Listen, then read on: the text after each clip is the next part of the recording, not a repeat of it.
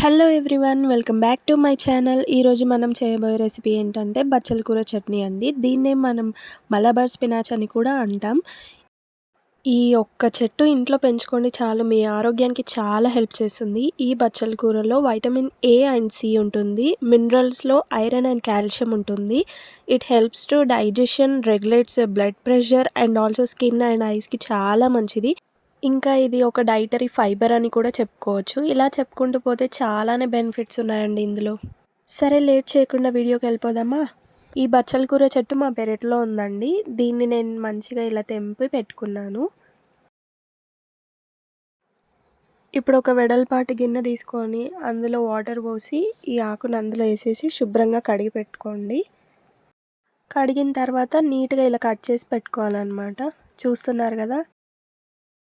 ఇప్పుడు stove on చేసి ఒక పెనం పెట్టి నువ్వులు వేసి వేయించుకుందాం.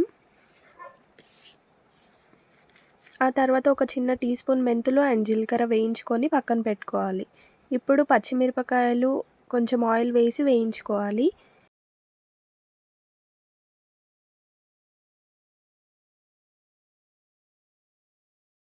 ఇప్పుడు పచ్చిమిరపకాయలు బాగా వేగాయి కదా.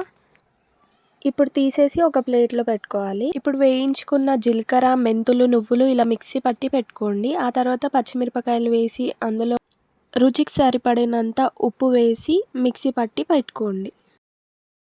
ఇలా ఫైన్ పేస్ట్ లాగా అవ్వాలన్నమాట. ఇప్పుడు స్టవ్ ఆన్ చేసి ఒక గిన్నె పెట్టి ఒక టీ స్పూన్ ఆయిల్ వేసి కట్ చేసుకున్న కూర అందులో వేసి కిందికి పైకి ఒకసారి కలిపి మూత పెట్టేసుకోవాలి.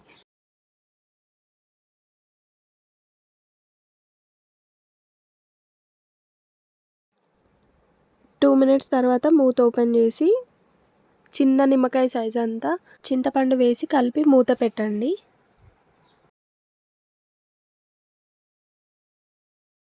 5 minutes తర్వాత మూత తెరిచి చూడాలి. చూసారు కదా, కూర కొంచెం దగ్గర పడింది. ఇంకా కొంచెం ఉడకాలన్నమాట. నేనైతే మరో 3 నిమిషాలు మూత పెట్టి ఉడికించుకున్నాను. ఇప్పుడు చూసారు కదా, చింతపండు మెత్తగా ఉడికింది అండ్ కూర కూడా చాలా బాగా ఉడికింది. ఇలా 2 నిమిషాలు మూత తెరిచే కలుపుకోండి.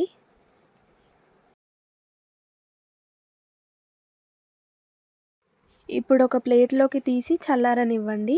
డైరెక్ట్ మిక్సీ జార్లో వేయొద్దండి. ప్లేట్లో వేసి చల్లారిన తర్వాత ఇలా మిక్సీ చేసి పట్టుకోండి. ఇప్పుడు పోపు కోసం స్టవ్ ఆన్ చేసి పోపు గిన్నె పెట్టి అందులో కొంచెం ఆయిల్ వేసి కొన్ని ఆవాలు, జీలకర్ర వేసి అవి వేగిన తర్వాత 2 రెమ్మల కరివేపాకు వేసి వేయించి చట్నీలో కలపండి.